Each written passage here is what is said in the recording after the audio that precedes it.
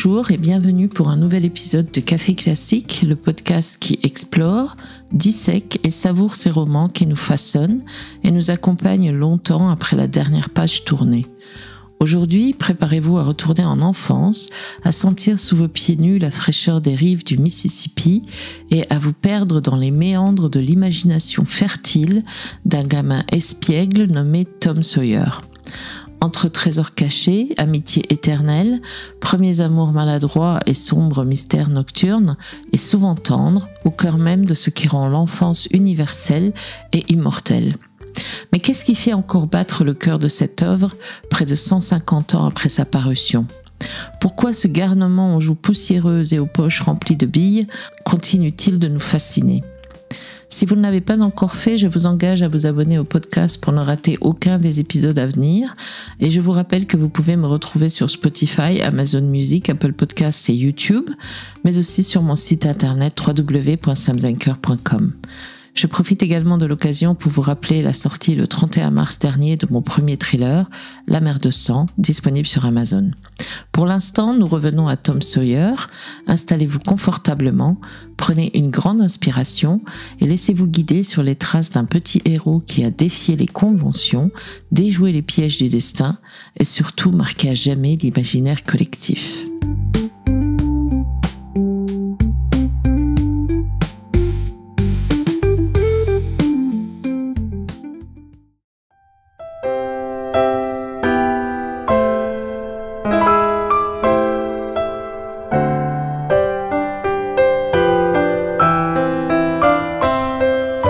Mark Twain, de son vrai nom Samuel Langhorne Clemens, est né le 30 novembre 1835 à Florida, dans le Missouri, et décédé le 21 avril 1910 à Reading, dans le Connecticut.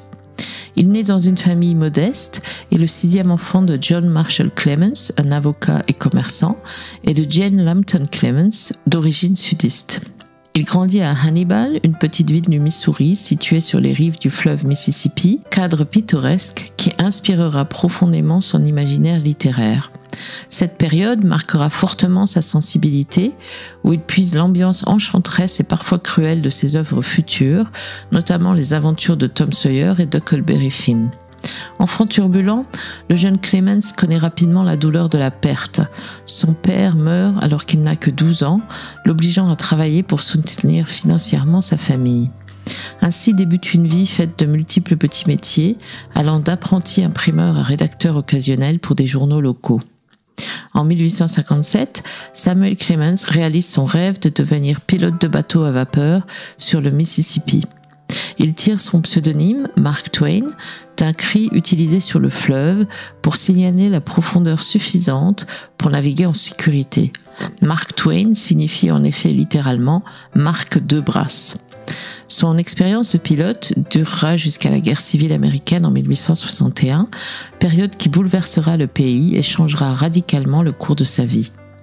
Fuyant la guerre civile, Twain part vers l'ouest, notamment dans le Nevada, où il tente sa chance comme chercheur d'or sans succès notable. Il se tourne finalement vers l'écriture journalistique. Ses chroniques satiriques et ses récits de voyage, publiés dans les journaux de Californie et du Nevada, font de lui une célébrité locale grâce à son style caustique, humoristique et incroyablement perspicace. Après un voyage en Europe et au Moyen-Orient financé par un journal en 1867, il écrit Le Voyage des Innocents, The Innocents Abroad, en 1869, une satire incisive des touristes américains à l'étranger qui connaît un immense succès. Twain s'impose alors comme un maître incontestable de la satire. Il s'établit dans l'Est des États-Unis, épousant Olivia Langdon en 1870, une femme cultivée, issue d'une famille aisée qui introduit Mark Twain à une société littéraire raffinée. Le couple s'installe à Hartford, dans le Connecticut, où Twain écrira ses œuvres les plus célèbres dans une demeure désormais emblématique. Parmi ses chefs-d'œuvre, on retrouve bien sûr les aventures de Tom Sawyer en 1876, ode à l'enfance, à la liberté, mais aussi critique subtile de la société américaine puritaine.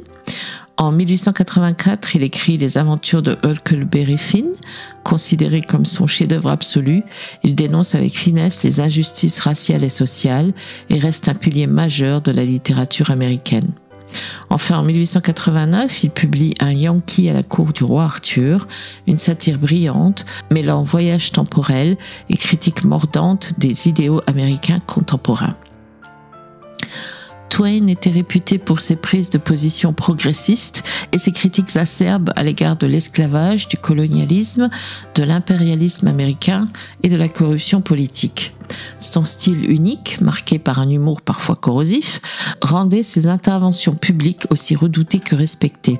Bien que souvent drôle, Twain avait également un côté sombre, pessimiste même, envers l'humanité et profondément conscient de ses propres contradictions. Malgré sa gloire littéraire, Twain connaît des années sombres. Sa vie est marquée par de multiples drames personnels.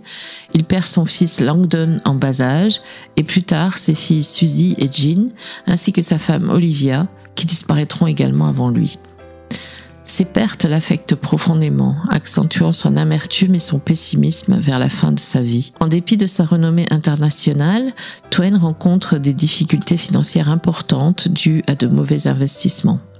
Ces épreuves l'obligent à reprendre ses tournées de conférences où son charisme et son éloquence font toujours sensation. Mark Twain s'éteint paisiblement à l'âge de 74 ans à Reading, dans le Connecticut, laissant derrière lui une œuvre colossale dont la portée dépasse largement les frontières américaines. Aujourd'hui, il demeure l'un des auteurs américains les plus traduits et étudiés au monde, non seulement pour son génie littéraire, mais aussi pour sa capacité à révéler avec une lucidité implacable et un humour grinçant les vérités profondes sur la nature humaine et les paradoxes de la société américaine. Quelques citations célèbres de Mark Twain. « Les 2 jours les plus importants de votre vie sont le jour où vous êtes né et le jour où vous découvrez pourquoi. La vérité est plus étrange que la fiction, mais c'est parce que la fiction est obligée de s'en tenir aux possibilités. L'homme est le seul animal qui rougisse ou qui ait besoin de le faire. Il vaut mieux garder la bouche fermée et passer pour un idiot que l'ouvrir et ne laisser aucun doute à ce sujet. »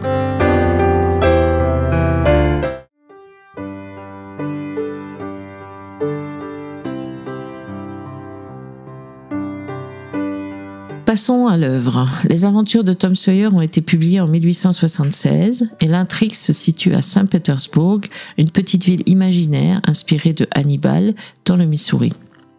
Le roman suit les péripéties d'un garçon débordant d'énergie, Tom Sawyer, jeune orphelin élevé par sa tante Polly dans une petite ville sur les rives du Mississippi. Tom est insouciant, malin, désobéissant et possède une imagination débordante qui transforme le quotidien en aventure palpitante. Avec son meilleur ami, Huckleberry Finn, un jeune marginal qui incarne la liberté sauvage à laquelle Tom aspire secrètement, il multiplie les escapades, les bêtises, les jeux interdits, au grand désespoir de sa tante Polly, qui est sévère mais affectueuse. L'histoire s'ouvre sur l'une des scènes les plus célèbres du roman. Puni par tante Polly pour ses multiples frasques, Tom doit repeindre une longue clôture. Faisant preuve d'un sens aigu de la psychologie enfantine, il transforme habilement la corvée en un jeu excitant, persuadant ses camarades que peindre est un privilège exceptionnel, si bien que bientôt tous ses amis réclament l'honneur de participer, allant jusqu'à lui offrir leurs biens en échange de ce plaisir. Tom échappe ainsi à la punition, tout en récoltant un véritable trésor composé de billes, de jouets et de friandises, révélant d'emblée son caractère rusé et attachant. Tom s'éprend bientôt de Becky Thatcher, une nouvelle élève dont il tombe immédiatement amoureux. Leur histoire, pleine de timidité enfantine, de querelles, de réconciliation et de petites jalousies, offre une représentation sensible et authentique des premiers émois amoureux. Leurs relations connaissent des hauts et des bas, notamment lorsque Becky découvre que Tom a déjà été fiancé à une autre fille, ce qui plonge le héros dans un profond chagrin temporaire. Une nuit, Tom et Huck s'aventurent au cimetière pour essayer un étrange rituel censé guérir les verrues. Là, cachés dans l'obscurité, ils assistent à une scène effroyable. Joe l'Indien, un homme violent et marginal, assassine froidement le docteur Robinson sous leurs yeux horrifiés, faisant ensuite accuser injustement Muff Potter, un vagabond alcoolique et naïf. Les 2 garçons jurent de garder le secret, craignant que Joe l'Indien ne les tue s'ils parlent. Tom, Huck et leur ami Joe Harper décident de vivre une vie de pirate en s'échappant sur une île déserte du Mississippi. Tandis qu'ils goûtent la liberté, la ville les croit noyés, plongeant leur famille et leurs proches dans un profond chagrin. Lorsqu'ils apprennent que leurs propres funérailles vont être organisées, les 3 pirates décident de rentrer triomphalement pendant la cérémonie, provoquant à la fois colère, soulagement, joie et admiration. Déchiré par sa conscience, Tom décide finalement de témoigner au procès de Muff Potter, révélant courageusement la vérité sur le meurtre. Cette révélation héroïque innocente Potter, mais pousse Joe l'Indien à s'échapper, jurant vengeance. Cette action vaut à Tom le respect unanime de la communauté, malgré son anxiété quant à la vengeance potentielle de Joe. À nouveau poussés par leur soif d'aventure, Tom et Huck se mettent en quête d'un trésor enterré. Le destin les confronte de nouveau à Joe l'Indien, désormais en fuite, caché dans une maison abandonnée. Les 2 garçons découvrent alors avec stupéfaction que Joe dissimule une grande quantité d'or. Peu après, lors d'une excursion avec leurs camarades, Tom et Becky se perdent dans une immense grotte. Pendant plusieurs jours, ils vont errer dans l'obscurité, épuisés, affamés et au bord du désespoir. Dans les ténèbres, Tom aperçoit avec effroi Joe l'Indien caché dans les profondeurs. Finalement, grâce à son ingéniosité, Tom parvient à guider Becky vers la sortie et ils sont secourus, provoquant un immense soulagement dans toute la ville. L'entrée de la grotte est ensuite condamnée, piégeant Joe l'Indien à l'intérieur, où il mourra de faim. Revenu sain et sauf, Tom comprend que le trésor caché par Joe doit se trouver encore dans la grotte. Accompagné de Huck, il retourne sur place et découvre le coffre rempli d'or. Les 2 garçons, désormais riches, deviennent les héros de la petite ville. Huck, initialement réticent à la civilisation, accepte provisoirement de vivre chez la veuve Douglas pour bénéficier d'une éducation, tandis que Tom goûte avec délice sa nouvelle renommée, tout en préparant déjà ses prochaines aventures.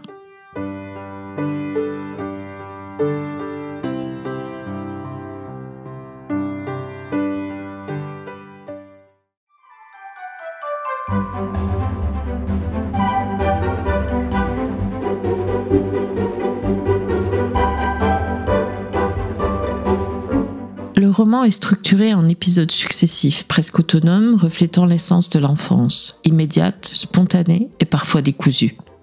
Twain utilise une narration à la 3e personne, teintée d'humour et d'ironie, tout en restant proche du point de vue enfantin. Extrait : Tom apparut sur le trottoir, un seau à la main et une longue brosse à blanchir. Il considéra la palissade et toute joie le quitta pour laisser place à une profonde mélancolie. Cet extrait montre la capacité narrative de Twain à osciller entre la gravité ressentie par Tom et l'humour qui naît du contraste entre la tâche anodine et le désespoir enfantin. L'humour est central dans le roman. Twain l'utilise pour dépeindre les contradictions sociales et l'hypocrisie du monde adulte. Extrait : La messe terminée, Tom se disait qu'elle n'était pas si ennuyeuse après tout. Il lui suffisait d'y introduire un peu de variété, comme la mouche qu'il avait observée ou encore l'insecte avec lequel il s'était amusé. Twain critique subtilement la rigidité religieuse à travers le regard distrait et irrévérencieux de Tom. L'ironie vient souligner à quel point les adultes prennent au sérieux ce qui pour un enfant n'est qu'un ennui à éviter. Tom Sawyer n'est pas seulement un héros individuel, mais l'incarnation universelle de l'enfance avec ses paradoxes. Ingénuité et astuce, courage et lâcheté, insouciance et responsabilité naissante. Extrait : Le garçon avait été saisi d'un désir irrésistible d'aller explorer le cimetière cette nuit-là. Cela lui apparaissait plein de mystères et d'aventures. Cette curiosité innocente, mais téméraire, définit parfaitement le personnage. Il représente l'enfant éternel, fasciné par le danger et l'interdit. Huck Finn, de son côté, représente l'idéal absolu de liberté pour Tom, et par extension pour tous les enfants du roman. Sa marginalité est enviée par Tom, soulignant la tension constante entre la liberté individuelle et les contraintes imposées par la société. Extrait : Huck Finn, le fils de l'ivrogne du village, était redouté par toutes les mères parce qu'il était oisif, vulgaire, mauvais sujet et adoré par tous les enfants justement pour ces raisons-là. Cet extrait montre clairement comment Twain utilise Huck comme critique implicite des conventions sociales, valorisant la simplicité et l'authenticité face à l'hypocrisie sociale ambiante. Le procès de Muff Potter constitue un moment pivot dans la moralité du roman. Il incarne l'apprentissage moral de Tom, confronté au choix entre se taire par lâcheté ou parler au risque de sa vie. Extrait : Tom sentit qu'il n'y avait plus moyen de se dérober. Il devait dire ce qu'il avait vu. Ce passage symbolise l'évolution morale de Tom, passant d'une innocence égoïste à un acte courageux et désintéressé. Twain met ainsi en avant que la vraie justice, contrairement à celle des adultes, vient souvent du courage et de l'intégrité spontanée des enfants. Tout au long du roman, l'imagination sert à Tom de refuge contre l'ennui, les restrictions ou les difficultés de la vie quotidienne. Extrait : Tom ne pouvait penser à rien d'autre qu'au trésor caché. C'était une aventure d'une importance capitale et toute sa vie dépendait désormais de sa découverte. Ce trait essentiel montre comment Twain célèbre l'imagination enfantine comme puissance créatrice permettant de transcender les limites imposées par la réalité. La grotte où Tom et Becky se perdent symbolise clairement le passage initiatique vers la maturité. Dans les ténèbres, Tom est forcé de devenir responsable et courageux, abandonnant progressivement son innocence naïve. Extrait : Tom serra la main de Becky, lui murmurant du courage qu'il ne ressentait pas vraiment lui-même. La grotte est un lieu initiatique classique, symbole littéraire fort. On y entre enfant, on en ressort transformé, prêt à affronter le monde adulte avec courage et maturité. Mark Twain utilise une langue simple, directe, authentique, truffée de dialogues vivants et familiers. Cela donne au récit une spontanéité qui renforce le sentiment de réel et la vivacité du texte. Extrait : Ça te dira pas de venir jouer aux pirates ? Demanda Tom. Bien sûr que ça me dira. C'est comment qu'on fait ? Demanda Huck, l'œil pétillant d'intérêt. L'authenticité de la langue parlée, parfois déformée, permet de saisir pleinement la vivacité et la spontanéité des enfants. Les aventures de Tom Sawyer est un roman profondément ancré dans la tradition réaliste américaine, mêlant habilement humour, ironie, critique sociale et célébration de l'enfance. Mark Twain parvient avec finesse à capter l'essence universelle du passage vers l'âge adulte dans toute sa complexité et toute son ambivalence. C'est à travers les aventures apparemment anodines de Tom Sawyer que Twain révèle une vérité profonde sur l'être humain. Derrière les jeux enfantins, il y a toujours la quête de sens, de justice, de liberté et la construction de soi-même. Je voudrais terminer avec une citation qui résume à mon avis l'esprit du roman. Quand ils furent couchés ce soir-là, Tom dit à Huck : « Eh bien, être riche, ça vaut la peine, hein ?»« C'est sûr, » répondit Huck, « mais jouer aux pirates, c'est pas mal non plus. » Cette phrase conclut magistralement le roman. Elle rappelle que l'enfance, avec son imaginaire et sa liberté, reste finalement plus précieuse que toutes les richesses matérielles, un thème cher à Mark Twain.